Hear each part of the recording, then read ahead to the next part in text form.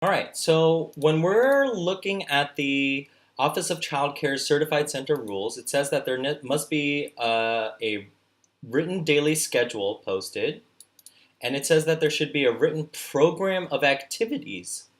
And it doesn't even say that it needs to be posted, but that the center should provide a written program of activities, right? And so I worked in a certified center. I had to meet these criteria for licensing purposes. So how did I do it? First of all, I had this Ladybug Room packet, and this version was the one I actually used with student teachers. But no matter what the packet was, I gave an idea of what the daily rhythm was going to be like, and I call it a daily rhythm because it wasn't this rigid kind of schedule that I had to follow. The only things that were kind of rigid were when the food came and rest time because the whole school was quiet during that time. But otherwise, I was, this schedule here and all of the explanation that kind of went into the schedule was something that I had posted in the front of the classroom near the door, right? So there was that.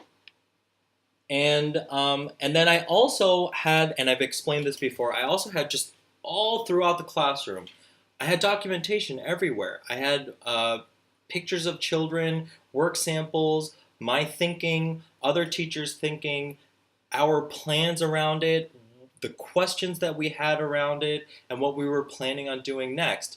I also carried around, and I know I've talked about this many, many times, and I keep encouraging you guys to do this. I had scrapbooks. I had all these journals and notes with work samples and my notes and my analyses for what we were going to be doing, right? And so I had all of these different things going on. Now, that is in my last video I mentioned, that weekly plan or whatever isn't even really a lesson plan because a lesson plan is more along the lines of what's here, right?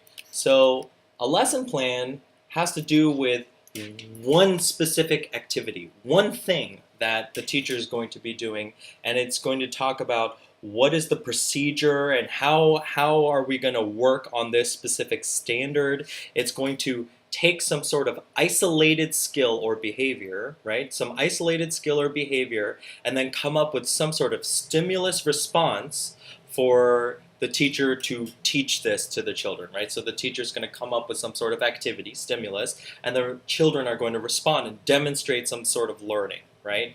And then eventually you'll assess that, whether it's through your observation or a test or something of that nature.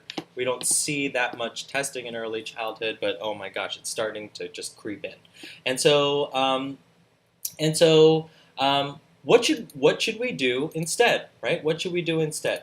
So what I'm about to share with you is my proposal, right? I'm just proposing this for you to consider, and it's something that I think it's in my mind, it's bare bones and basic, but to you, it might feel complex, weird, different, and that's where we need to have a conversation because what I'm about to propose to you gets us moving towards doing a constructivist approach to education, understanding theory building and understanding, redefining what we think of as learning, because that behaviorist model in my mind, if you were to put me in a debate or something, I would argue that it is not indicative of what we know as good learning, right? So I've already said that we really need to start with observations. We really need to start with what are the children saying, what are the children doing? And so if you're taking photographs or if you're capturing work samples of things that the children are doing, right, then you could describe those observations and those samples. So, I kind of sketched it out here. I don't know if you can see this because of the light here. Okay, so if you just kind of take the observation, post it on the wall, and then either write out, and it doesn't need to be this thing where you spend hours on the computer or anything like that. Just get a picture, print it out real quick, and then write down on a piece of paper or some loose leaf paper or some Post-its or a a large butcher piece of paper and just write down your notes about what you think is kind of going on in that observation, right? The observation can also be a work sample, something that you've collected from the children, something that they made, right?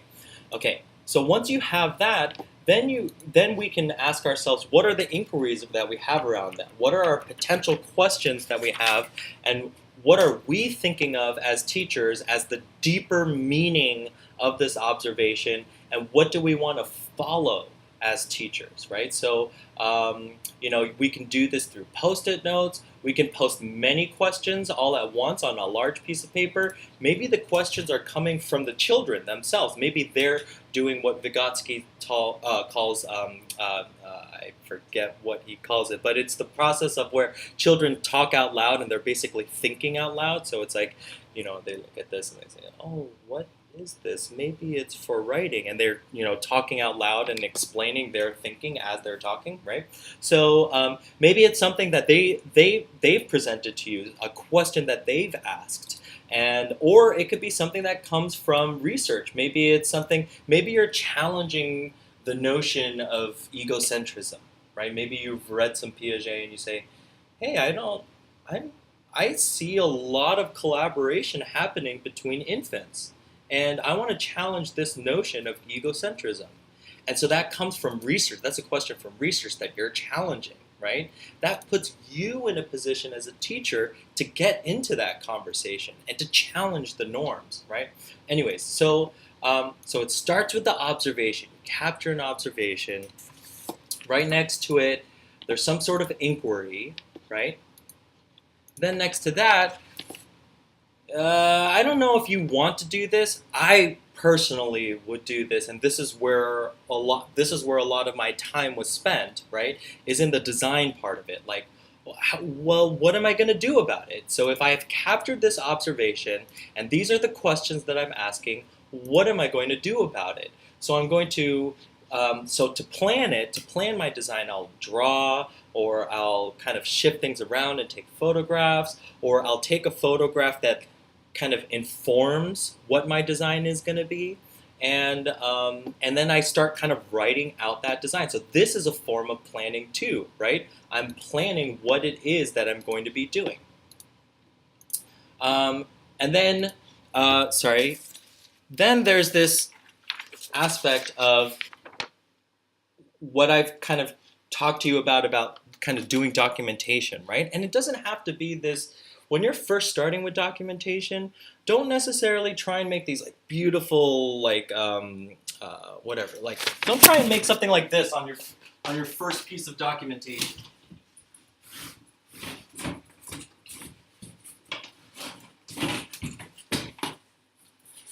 It doesn't need to be some like crazy panel that you've made, right? It can just be something basic.